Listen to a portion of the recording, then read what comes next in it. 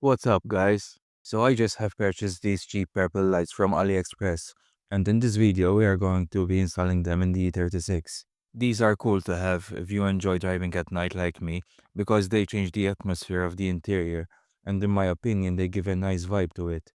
So, jumping right to it, the first thing we need to do is take out this panel here and locate the headlights wire, because we are going to be hooking these lights with the headlight switch. So whenever we switch on the headlights, the interior lights will light up with them. You have to undo two screws here, and I believe that you have two more somewhere here.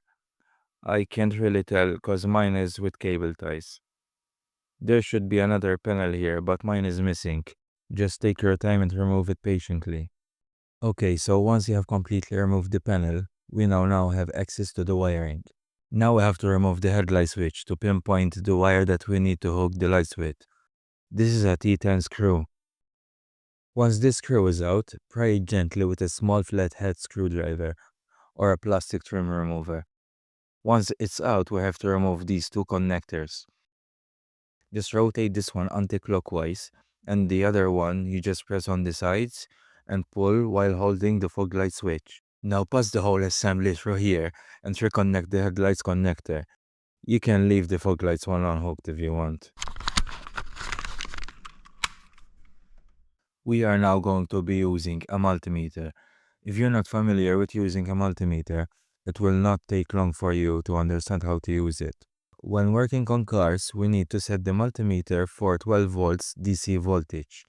You just turn the dial to the closest range to 12 volts, which in this case is 20, and that's it. The multimeter is set up and ready to use. Now, in order to find that wire, we need to hook up the black ground wire to the car's chassis. And now we put the red wire in the connector ports, testing each one for a 12 volts reading. The test should be done with the switch turned on to the first position. Here we have a 12 volts reading, but we need to be sure that it's the correct one by turning off the switch. If it still reads 12 volts, then it's not the wire we are looking for.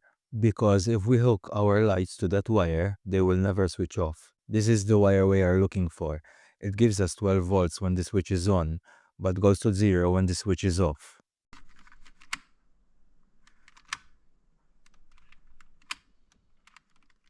So, in order to hook our lights, we first need to expose some more wire from this one, so we can make a stronger connection. And we also need to strip a bit from the purple-white one as well. Be careful not to split it in half. I would recommend using pliers like this one.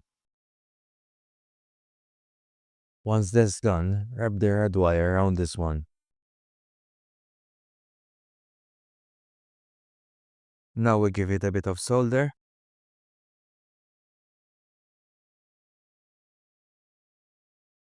And cover it with electrical tape.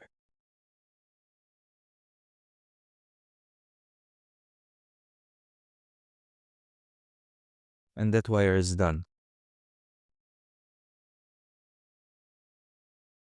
For the black wire, we are going to attach this 4 connector to it and ground it to the chassis.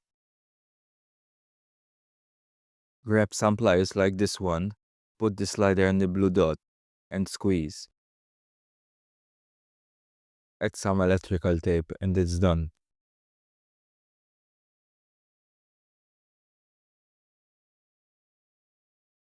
Now grab a 10mm spanner and ground it here.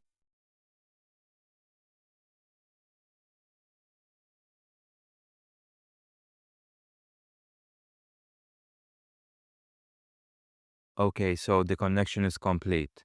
Whenever we switch on the headlight switch, the purple lights should light up.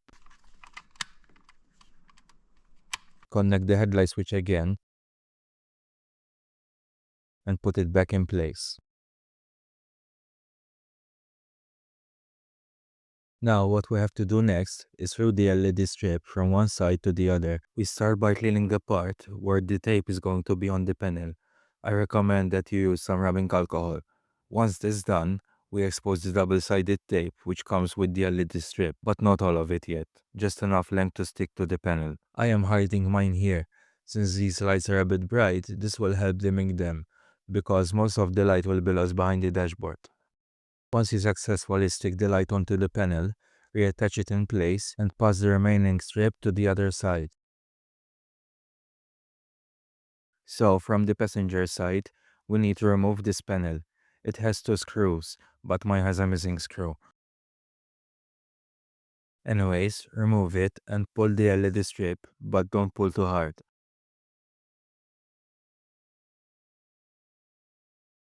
Now basically, we do the same thing like we did on the other side.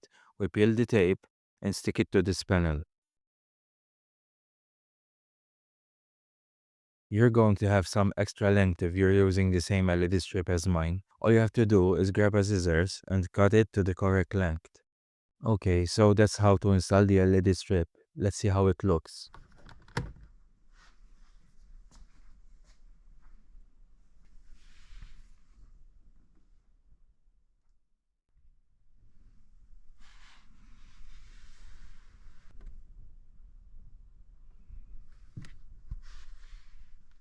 In my opinion, it looks great. It's well hidden and not too bright, but not too dull. I'm happy with how it turned out. So that's it for this video. I hope you enjoyed it, and don't forget to like and subscribe.